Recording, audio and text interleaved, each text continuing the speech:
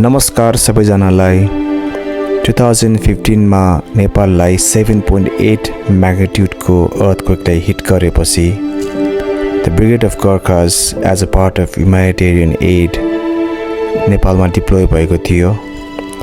यस डिप्लोयमेन्टमा मैले एक दुईवटा भिडियोहरू खिचेको थिएँ।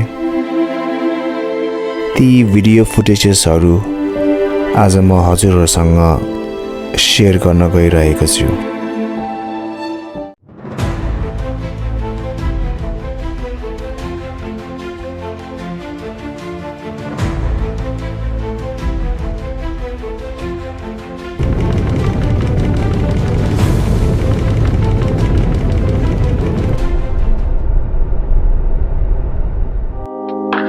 एकतर्फ नेपाल घर फर्कन पाउँदा देशलाई सहयोग गर्न पाउँदा खुसी पनि थिए, तर एकतर्फ नेपालको विनाश देखेर मन साह्रै दुःखी पनि थियो।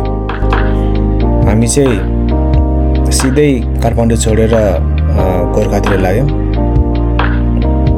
हेर्न सक्नुहुन्छ द ड्यामेजेस बाई अर्थक्वेक।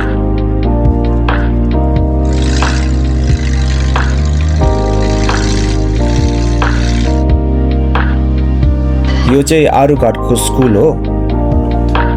यो स्कुलमा चाहिँ हामीले क्याम्प बनाएर बस्यौँ।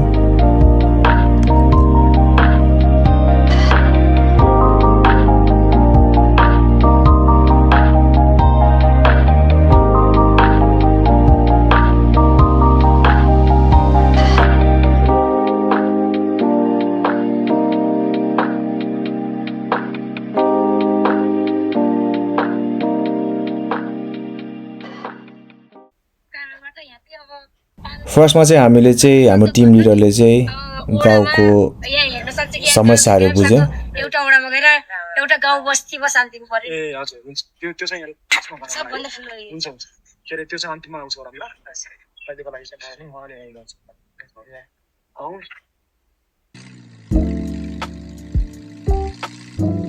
यहाँ चाहिँ हाम्रो एड तल आरुघाटदेखि आउँदैछ। यो एड चाहिँ हामीले एकछिनमा गाउँलेहरूलाई हामीले डिस्ट्रिब्युट गर्छौँ। उमेश ब्रो,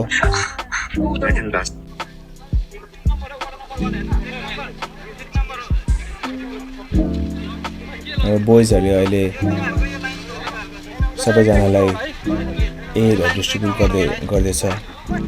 यसमा चाहिँ अब सकेको पालहरू, स्पेसली पाल, लुगा अनि अलिअलि खानाहरू पनि हामीले प्याक गरेर गाउँहरूलाई डिस्ट्रिब्युट गरेका थियौँ।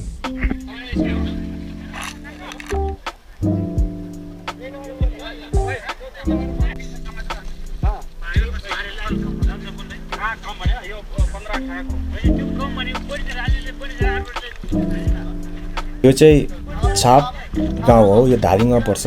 हामी आरुघाटदेखि चाहिँ माथि चढेर बुढी गण्डकी काटेर हामी चाहिँ यहाँ आएर छाप गाउँमा एडहरू डिस्ट्रिब्युट गर्दैछौँ।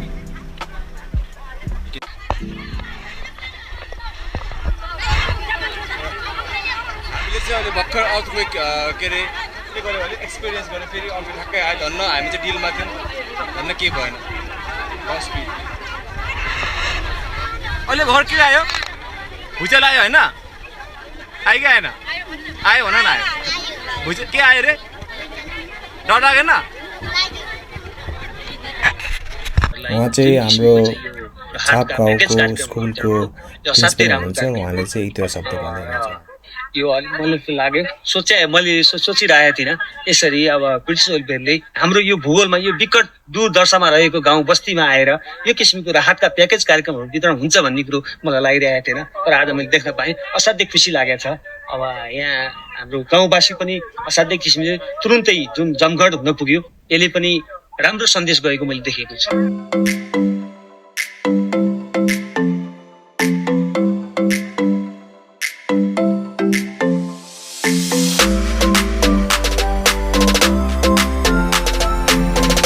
अहिले चाहिँ हामी एक्स ब्रिटिस गोर्खासको घरहरू जाँदैछौँ। हेर्न सक्नुहुन्छ भने बाटो चाहिँ निकै अप्ठ्यारो थियो। एकदम ठुल्ठुलो पहाडहरू चढेर गएका थियौँ हामीले, राहतहरू बोकेर त्यसमाथि ब्याकप्याक लिएर। डरलाग्दो बाटो छ। म केही भन्दिनँ, बोल्नेवाला छैन।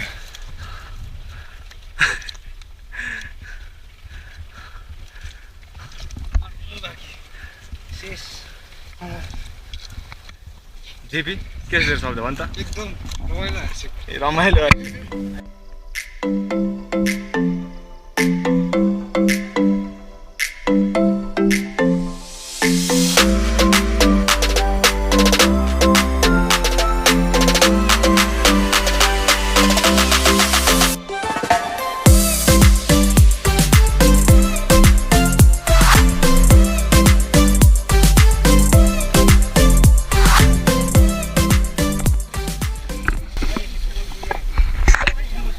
निकालेर दिदी गएर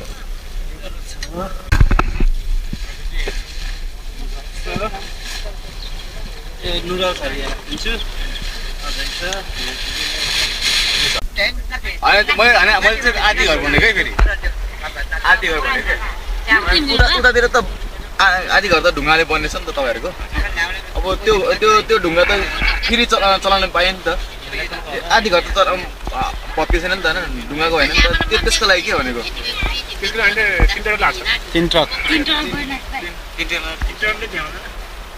यसो नि मुनि तल मात्रै माथिलो होइन नि त, उहाँले भुइँतल मात्रै हो नि। तल्लो चाहिँ भ्याउँछ, अनि भुइँतल मात्रै हो नि त, उहाँले पऱ्यो भुइँतल मात्रै हो नि।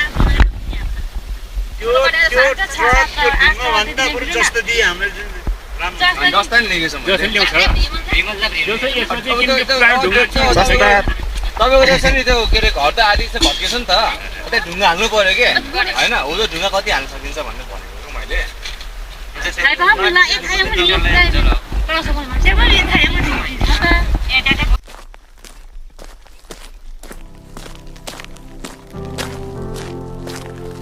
यसरी हामी बाटो अरू गाउँतिर नि गयौँ इन्फर्मेसन लिनलाई। यो गाउँ चाहिँ छाप गाउँदेखि अलिक तलपट्टि थियो अनि यो गाउँ चाहिँ भूकम्पले ध्वस्तै पारेको रहेछ। यहाँ हेर्न सक्नुहुन्छ घरहरू सबै भत्केको छ।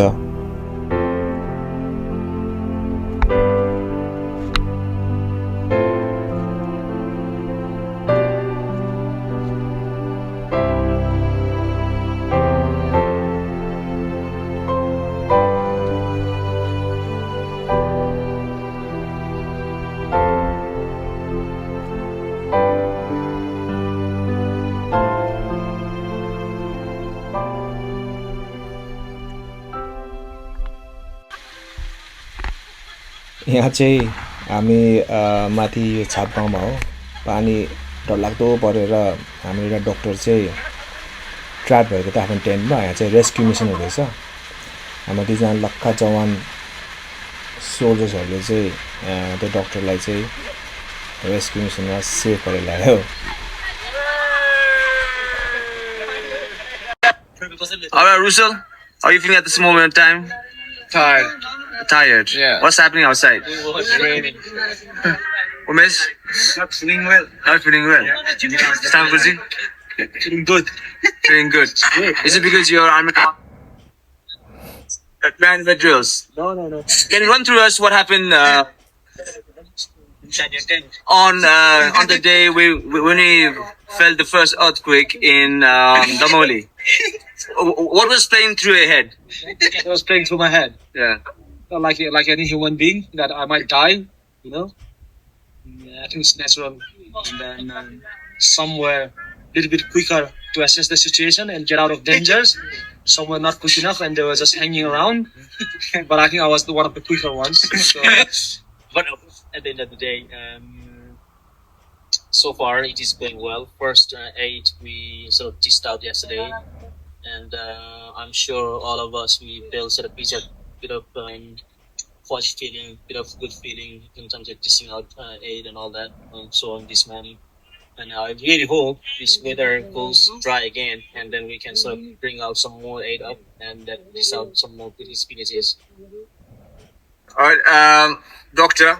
Pang, Captain Pang. Yeah. So, what was going through your head when there was it was pissing down and you was just one man under the poncho and it was flooding around your tent? What was going on through your head? Well, I thought that my skills learned at Sandhurst would have got me through this.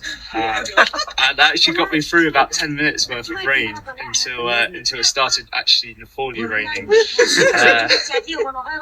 In retrospect, I now know that I'm a para because I don't like the rain. Not like a commando. That's why.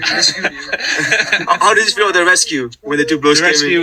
rescue was a surprise. I thought I was just going to be left there, and I thought I'd be swimming out there like a commando. So it was well received, and when I saw it, I was very relieved that it came. All right.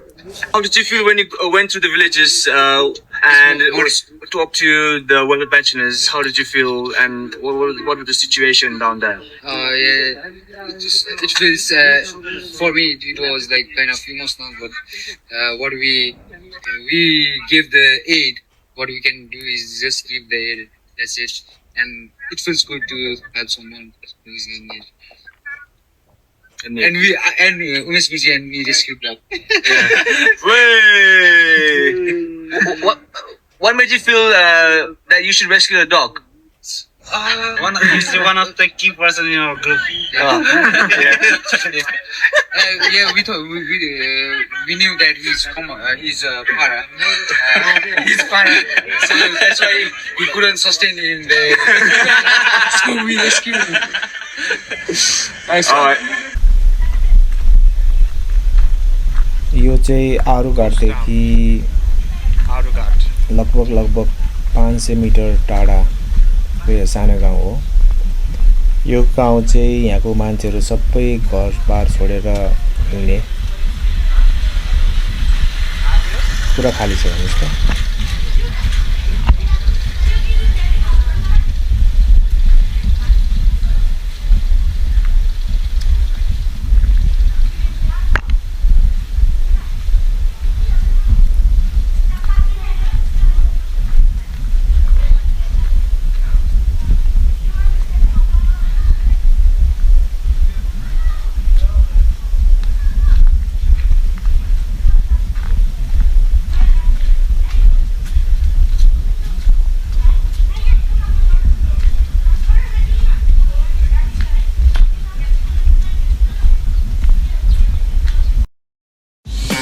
So हाम्रो team चाहिँ आरुघाट छोडेर हामी अहिले चाहिँ बारपक जाँदैछौँ।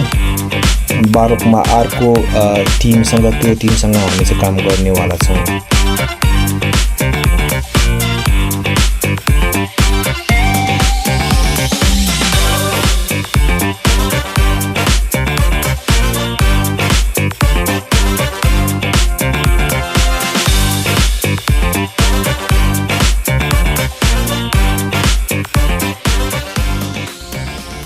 यो चाहिँ बारपाक गाउँ हो।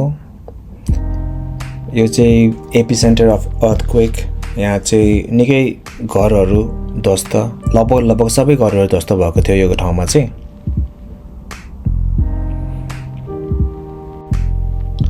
अहिले चाहिँ हामी सेन्टर अफ बारपाक आउँदैछौँ। यसमा यहाँ यो ठाउँमा चाहिँ निकै रेस्क्यु टिम्स फ्रम डिफ्रेन्ट कन्ट्रिजहरू आएर बसेका थिए।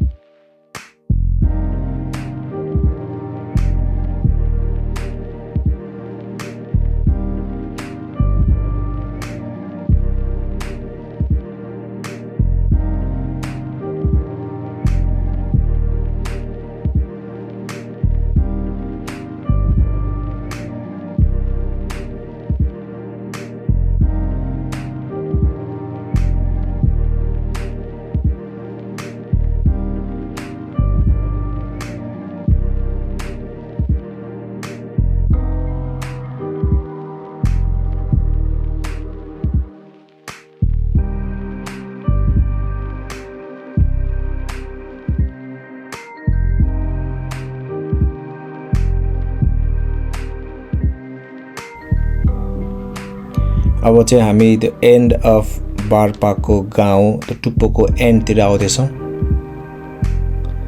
अब सुन्नुहोस् यहाँको एउटा दिदीको कुराहरू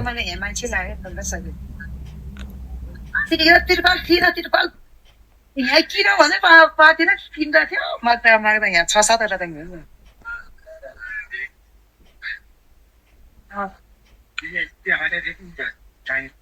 पानी तान्छ काठ एकदम महँगो हुन्छ यहाँ अनि काठ चाहिँ सबै त्यो माथि नै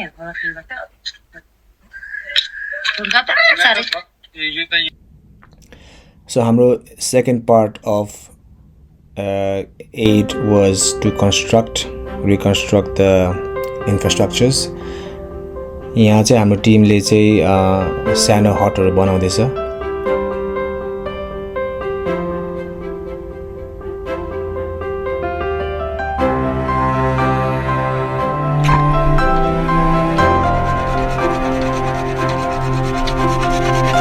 कति चाहिँ यस्तो हटहरू चाहिँ कति चाहिँ हाम्रो बस्ने घर हुन्छ भने कति चाहिँ ल्याट्रिन्सहरू हुन्छ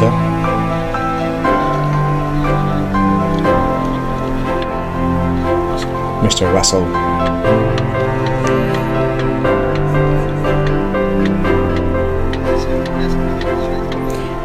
सेक्सी वाइज उहाँ चाहिँ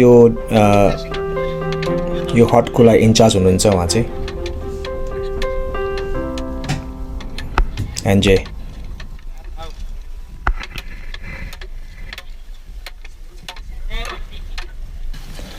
सो बेसिकली हामीले चाहिँ एउटा मान्छेको घर चाहिँ पुरा ध्वस्त भएर सबै सामानहरू पुगेको थियो हामीले चाहिँ उहाँको सबै सामानहरू चाहिँ अहिले भएको सामान चाहिँ हामीले निकाल्न ट्राई गर्दैछौँ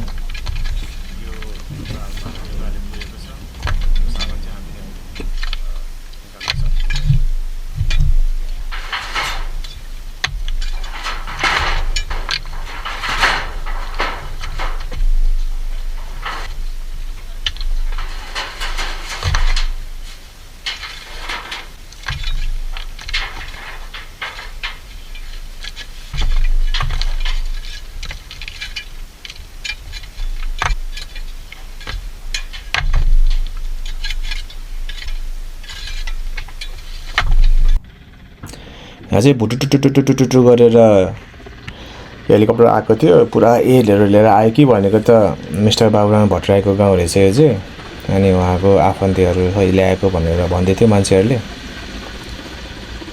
म त उहाँको छेउमै बसेको रहेछु है अनि पुलिसहरूले आएर मलाई के भन्दै थियो मैले नचिनेर अलिकति त्यहाँ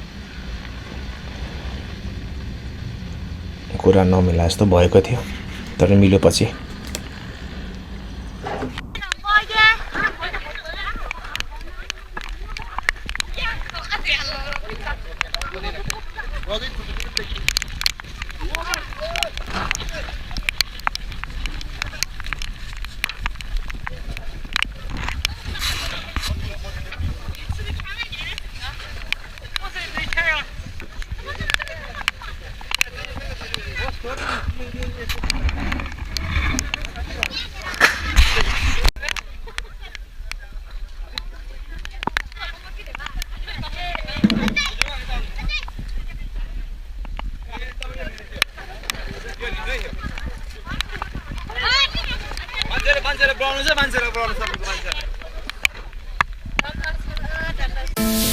So this was the last day in Barpak.